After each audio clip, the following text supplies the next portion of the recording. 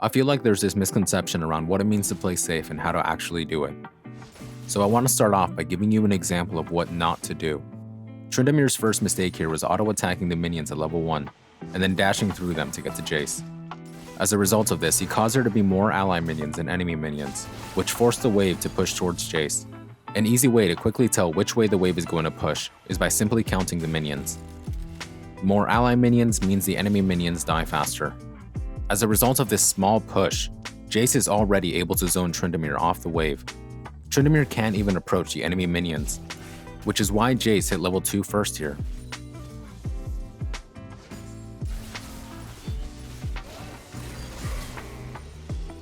And as you can see, Tryndamere is now spamming ping for help, because he tilted himself.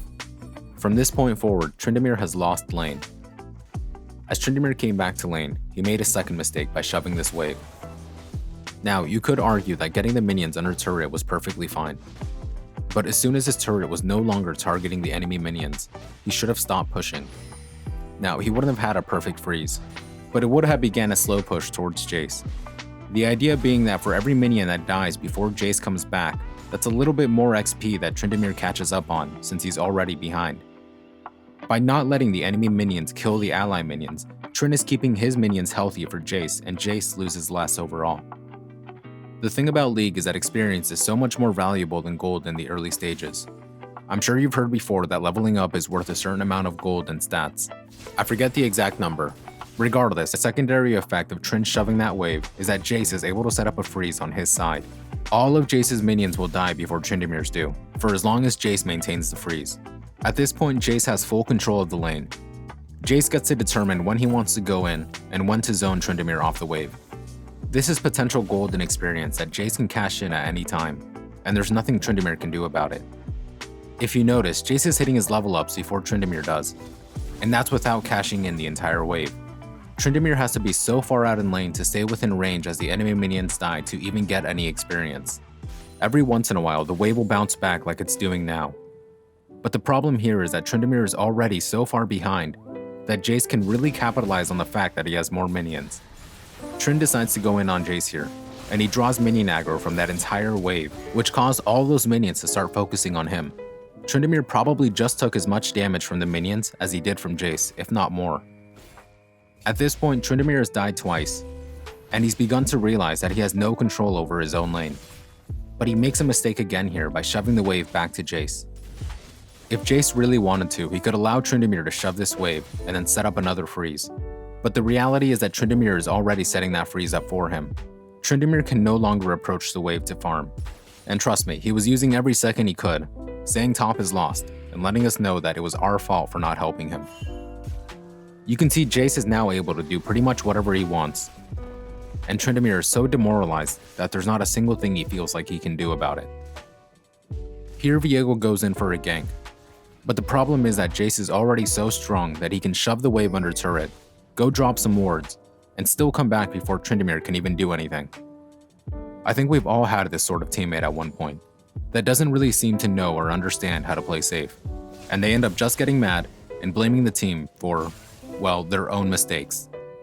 I'm sure if you asked this Tryndamere right now, he would say he was playing safe, and the reason why he lost lane was because of his team.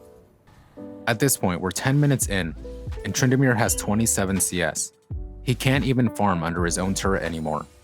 And just to play devil's advocate, let's argue that the reason why is because Jace has a ranged form, and Tryndamere is a melee champion. But I promise you, that has very little to do with it. The reason why Jace has so much confidence to push in this Tryndamere, and why Tryndamere himself feels like he can't do anything, is because of how those early levels went. Your mindset in the early stages of the game matters so much more than later on. If you can set yourself up for success early, you aren't going to struggle nearly as much. Even if you don't necessarily do that well, you can at least try to break even and stay relevant in the game. Viego comes back for a gank here, and they manage to get the kill, but Tryndamere is so tilted, he pings on Viego and starts flaming him for taking the kill. We've just hit 12 minutes here, and Tryndamere still only has 29 CS. Now, he does notice us fighting and he moves in to help.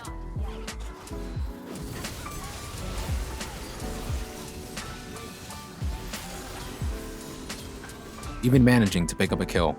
As he heads back top lane, the wave is already pushing towards Jace, so he actually makes the correct decision to shove the wave under turret. As the minions die to turret, this is all golden experience Jace is going to miss out on. Or at least he would, if he wasn't teleporting in. See, the issue now is that Jace is already so far ahead that as soon as he shows up, Tryndamere has to ghost away. Tryndamere managed to grab 3 CS from that wave, and now he's completely given up. He walks all the way back to second turret to recall for no reason. Tryndamere is now so scared of Jace that he doesn't even want to step out to try to farm. At this point, I don't even know what Tryndamere is doing anymore. He came mid lane when I already crashed the wave, and he starts hitting the tower, not realizing I'm already backing off because the wave was about to push back. Jace shows up and gets him off the turret. Trynd barely gets away and starts flaming me for not helping him take turret, not realizing that I knew Jace was probably heading mid lane, given the fact that Tryndamere was also heading mid lane. I don't really understand what his intention was here. There's nothing really happening here anymore, but instead of going back to lane to try to farm, Tryndamere decides to stand around mid doing absolutely nothing. Now keep in mind we're here at 16 minutes, and Tryndamere only has 36 CS. He's only getting like 2 CS a minute, and the only reason why is because he is refusing to try. He flashes for a kill here, but unfortunately I had already fired my ult, and I stole the kill.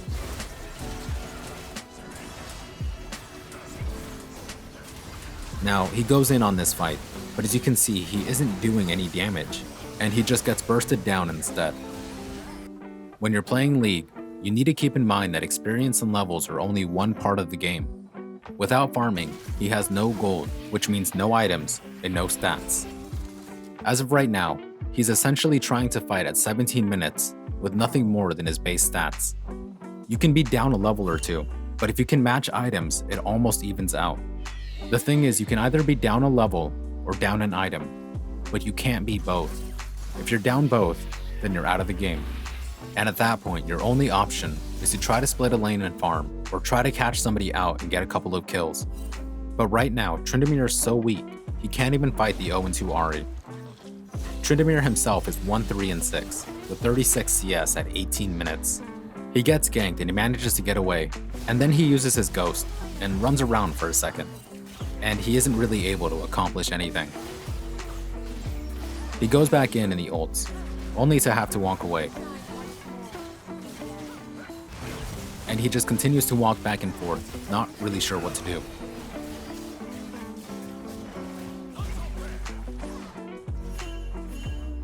Now you could argue he's playing with the team and trying to be helpful, but I promise you, he would be so much more helpful if he would split push and farm a lane.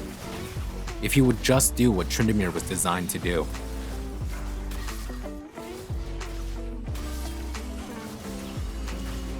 As you can see, he just keeps going in, and he dies again. He then starts to ping and flame Viego and I for not helping him. A teamfight breaks out here in the mid lane, and he just continues to walk alongside us, not really able to accomplish anything.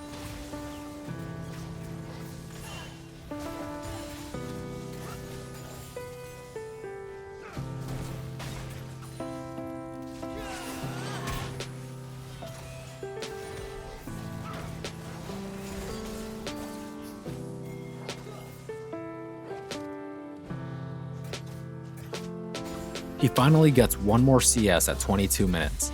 From 16 minutes to 22 minutes, Tryndamere has gotten one single minion.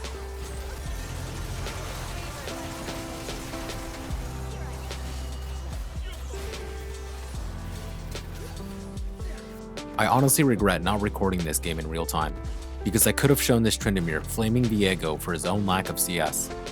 Jace has 214 CS, while Tryndamere just hit 42 at 23 minutes. Jace has 4 times, almost 5 times the amount of CS that Tryndamere does, and Tryndamere is wondering why he isn't doing well. Now, Tryndamere is just standing around flaming us for not helping him, when instead he could go to a lane and try to farm. From the Krugs where he just was, He could have gone bot lane and proxied the wave to stop Ahri from pushing bot lane.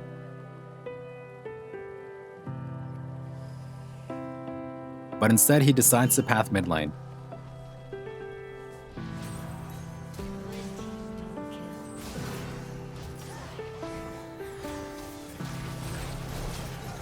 And he does get a kill on the Nautilus.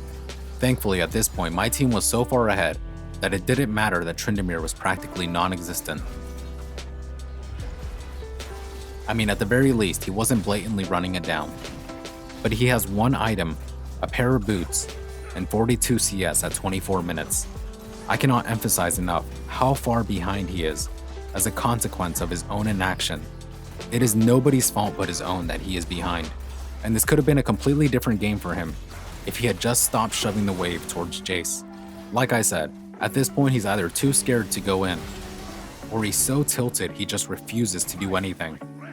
In either case, I'm sure we can all say we've had a teammate or two like this.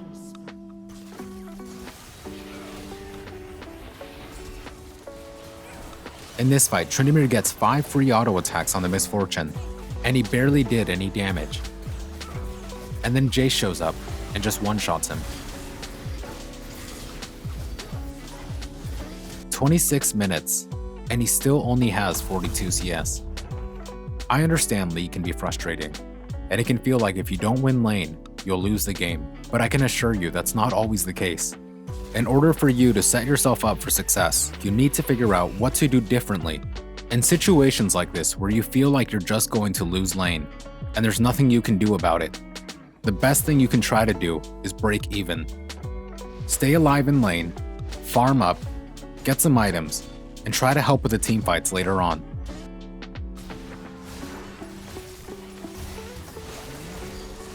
Here at 29 minutes, Tryndamere is not even farming, and he manages to solo the Jace. The thing is that Tryndamere's champion is so fucking bullshit that if he had tried for half a second, he wouldn't have struggled nearly as much. The only reason he wasn't doing well is because he wasn't playing the game. Like I said, we did end up winning this game, and my intention is not to flame this player, but simply to show an example of how not to play safe. This is not the sort of player you want to be. I didn't even realize he did this. He dashes into the enemy team to try and take the Hex Gate right in front of their face, when he could have just used the gate going towards top lane. There was no reason for him to do that, but he's just so mad, so tilted, so convinced that the reason he lost lane was because of everyone else that he is still trying to throw the game. If my team wasn't trying as hard as they were, we probably would have lost this game. This is what happens when you get tilted. Tryndamere single-handedly turned this game into a 4v6. Please, don't be like Tryndamere. Now, in contrast, I'm going to show you a game where I had to play safe. In this match, I was filled jungle, but thankfully, my Cho'Gath was nice enough to offer a lane swap, so he took over the jungle and he let me have top lane. Now, I did get counter-picked. Heimerdinger had last pick, so he countered my Riven pick. But I'm going to show you why you shouldn't give up, just because you get counter-picked. At the start of the game, I noticed my team going for an invade at the enemy blue buff. So I went to place a ward on the enemy jungle to keep an eye out for a counter invade.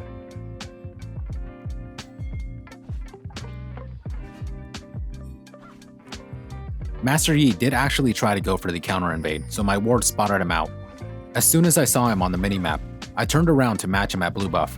Cho'Gath began to ping he was on the way, and he typed out, "Wait for me, you don't have to leash, but help me get the kill."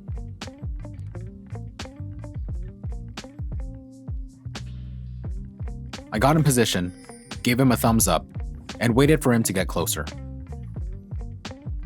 Once Cho'Gath began to round the corner, I went in on Yi and forced him to walk towards Cho. Master Yi flashes over the wall, and Cho'Gath tries to chase. But sadly, Yi gets away. The upside is that we slowed him down and stopped the invade, so Cho'Gath gets to jungle normally now.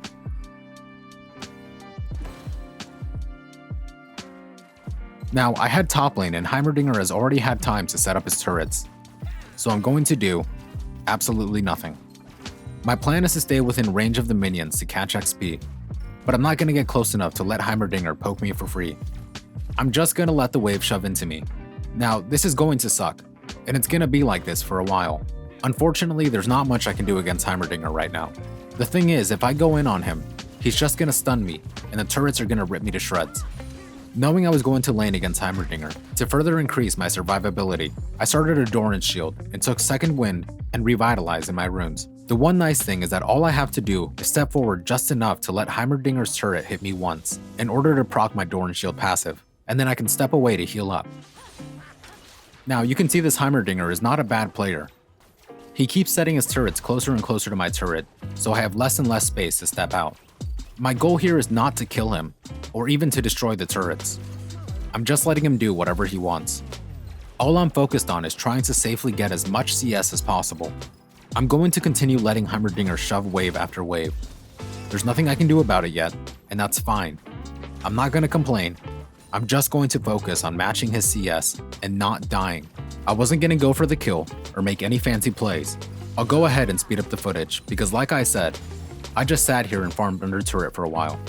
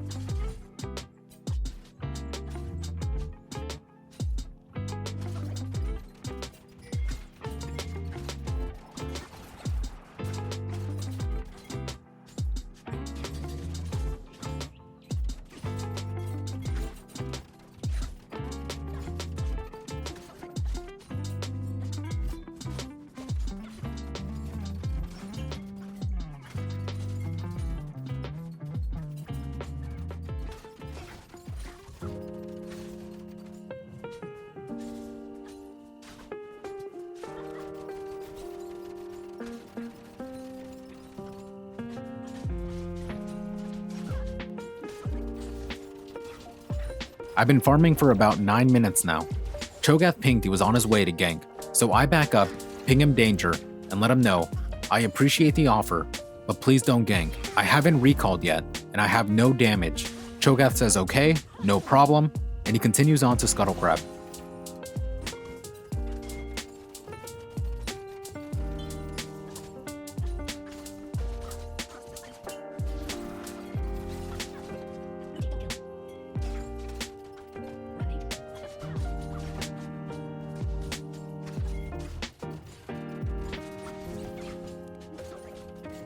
Here I see they're beginning to group up for the Void Grubs, and Heimerdinger backs off, so I take the opportunity to recall for some items. I start with the Tiamat and decide my first item is going to be a Sundered Sky. It would give me health, damage, and lifesteal to keep myself alive. The reason I grabbed Tiamat first though, was to help me clear the wave.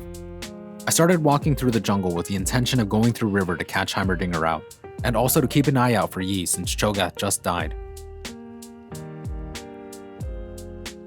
I get lucky and manage to catch out Yi and score a free kill.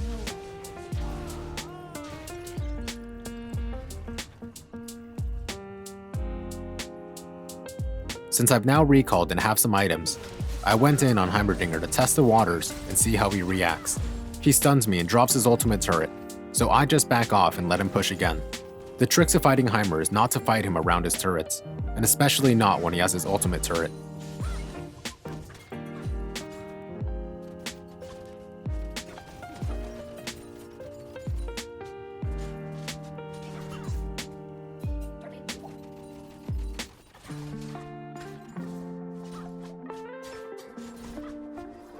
After I recall again, my team pings they want to go in and start a fight, so I ult and engage Victor. Unfortunately, Heimerdinger stuns me, Victor drops his stun field, and flashes away, and Aurora and I both go down. Then Master Yi shows up and gets Cho'Gath. That fight was a complete loss for us, but it did give us some information, mainly the fact that I'm not ready to fight Heimerdinger. I now know I need to be strong enough to burst him down. If I can't destroy his turrets or burst him down, then he's just going to shred my team like he just did. I go back to lane and just let Heimerdinger push in the wave again. Thanks to his turrets, it pretty much guarantees the wave will always push towards me. Now, I'm no longer able to freeze the lane since I have Tiamat, but that's not a problem given the fact that Heimer keeps pushing towards me. Heimer comes back, I clear the wave and engage on him to see how much damage I do to him.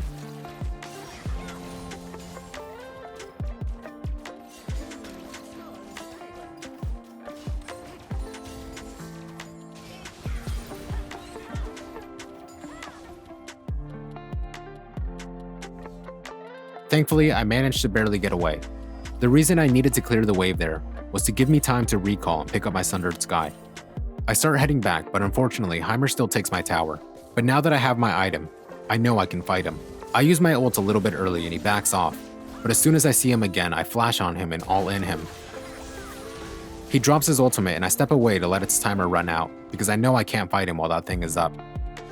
Unfortunately, as I'm waiting, Master Yi shows up. I do have time to go back in and get Heimerdinger, but Yi manages to get both Cho'Gath and I.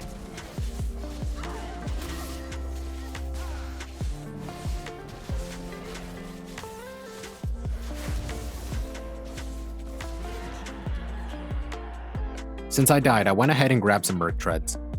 The reason I went for Merc Treads here is because they have a Heimer, a Victor, and a Maokai, all who do primarily magic damage, as well as the fact that Heimer has a stun, Maokai has a root, and Victor has a stun, so Merc Treads would have helped me shorten the duration of the CC.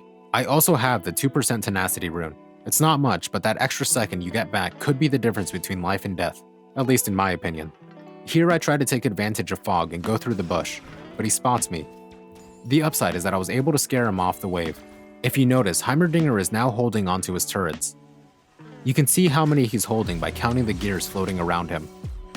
I've already killed him once, so he knows he has to respect my damage, and he's playing more cautiously. Even though he is a level up, we are matched in CS, and he is scared of me to an extent.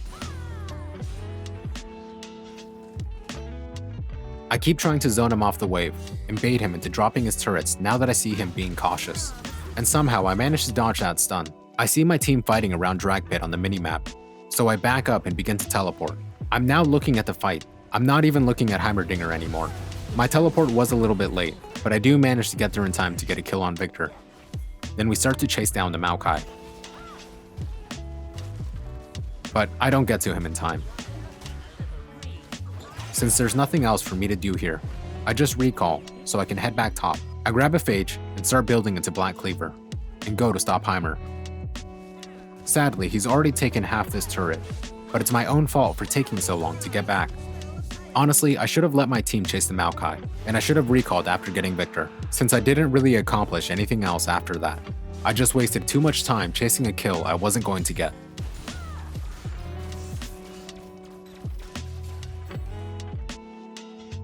Since we've lost the top outer turret, it's now my job to try and maintain vision control of the topside jungle. I spot Heimer stealing blue buff, but I'm unable to stop him here. Now, I know this is controversial, but as a top laner, it's my job to have vision control of the top side. If you're in the bot lane, you need to try and maintain vision control of the bot side. And if you're playing mid, it just depends on whichever side is more relevant at any given time. When you're playing safe, you need to help your jungler. He's part of your team, and if you help him, not only will he be more available to help you back, but he's probably also going to be more willing to help you. Right here, they try to go in on Cho'Gath, so I jump in on the Yi to force him away from Heimer. Yi backs up through lane, and I chase knowing I can kill him. I see Victor is low since the bush is warded, so I keep walking forward and flash over the wall to secure a double kill for myself. Then Heimer comes in to try to get me. Knowing he just ulted, I know I'm free to fight him without much worry now.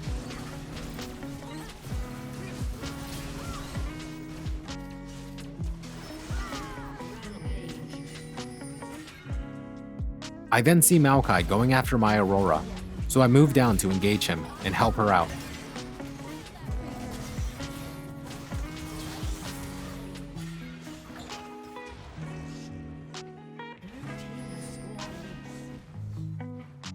Since I now know I can kill Heimer with ease, I go ahead and shove top lane and take tower.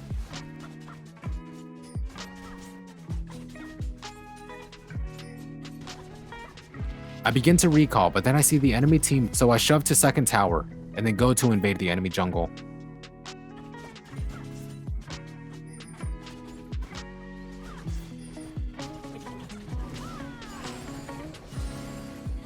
Sivir sees me on Krugs and ults to try to catch up to me, so I run back to Tribush to buy time for my cooldowns. I get in the bush and use ult, then full combo her for the kill. If I hadn't played safe early and farmed, I wouldn't have these items, and Sivir probably would have got me there. It's now 25 minutes, and I finished my Black Cleaver, and bought the second component to Profane Hydra.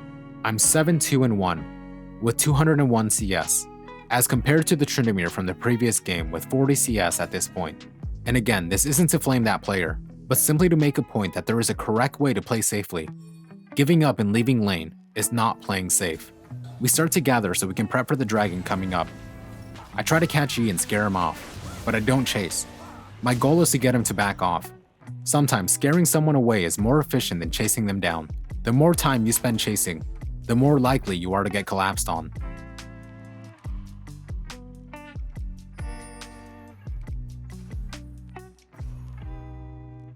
Right here, we almost catch him out, but I mess up my combo and he manages to get away. We don't chase though, and we instead move to take dragon.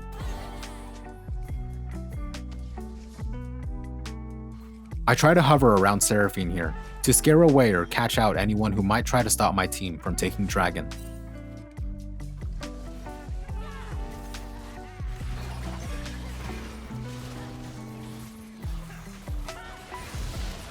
We take the dragon, and I see the enemies on the wards in their jungle, so I use my ultimate early and walk up to engage. I see Heimer dropped his ult, so I burst it down to keep my team safe. Then I see Master Yi hovering on the side.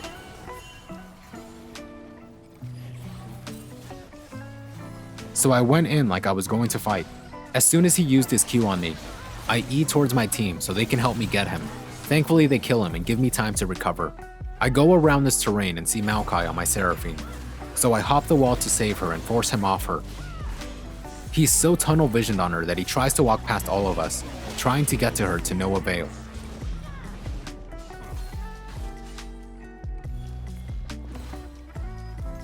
If you're still behind, and you really can't farm lane, take some of your team's jungle. Now don't be an asshole and take all of it, but if your jungle is on the opposite side of the map and doesn't need it, then take a camp or two. This is either going to help you keep yourself ahead, or help you catch up faster. Taking these Krugs gave me just enough to finish Profane Hydra. Ideally, you'd be able to shove a lane and counter jungle so your team loses less overall. I start running around to find someone to catch out. I see Master Yi pushing in top, so I use the trinket on the pixel bush to make sure I'm not seen, and wait. I was hoping he would walk into the river, but he didn't. So once he walked past, I hopped the wall to catch him in lane. But I underestimated him, and he kills me instantly.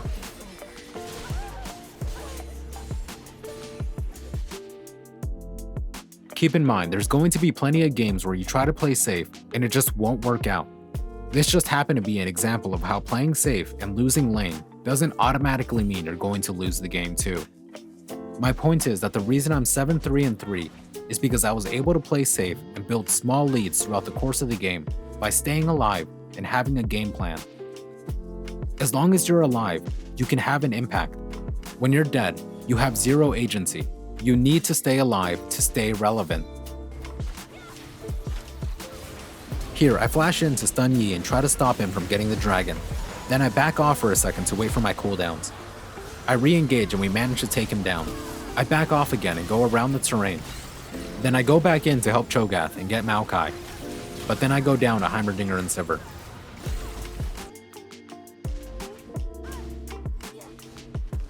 I notice the enemy team all trying to surround me here, so I'm just trying to run back to my team.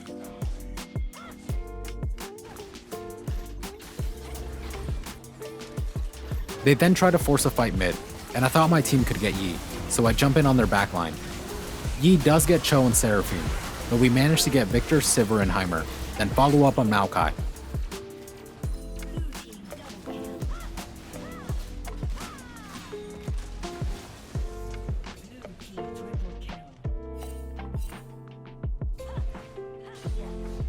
We start pushing mid, and I know since Master Yi is the last one alive, he has to either recall or walk in towards us. As soon as he shows up, I go in on him, and we manage to kill him too. I was really low, but I knew that even if I did go down, Twitch and Aurora were strong enough to get Yi and finish the game. Regardless, we take the towers and end the game. So to sum it all up, when you want to play safe, your priority should be to stay alive and farm without letting yourself get poked out of lane. Sometimes you're gonna get your teeth kicked in for like 10 minutes like I did, but that's okay. You don't have to win the lane to win the game. I cannot stress enough, League is a team strategy game. You need to be there for your team, and you need to be able to adapt your strategy. Sometimes you're gonna have teammates like Tryndamere, and that's okay. The reason I wanted to show that game is because despite the fact that Tryndamere was non-existent, we still managed to win through teamwork. Sometimes telling your jungle not to gank is actually the best thing you can do. Like when I told Cho'Gath not to gank because I knew I lacked the damage to take down Heimer at that moment. The more you ask for ganks when you're behind, the more your XP gets cut, which is just going to push you further and further behind. When you're behind, you need to be a little bit selfish with your gold and XP. You need to get as much of it as you can, on your own. Otherwise, you're never going to catch up. This is also why it's generally a bad idea to gank a losing lane. And yeah, that's it. Just please don't be like Tryndamere. Be the teammate you want your team to have. Remember, sometimes you have to lose the battle to win the war. Thank you for watching, I really appreciate it. Good luck on the Rift, Summoners.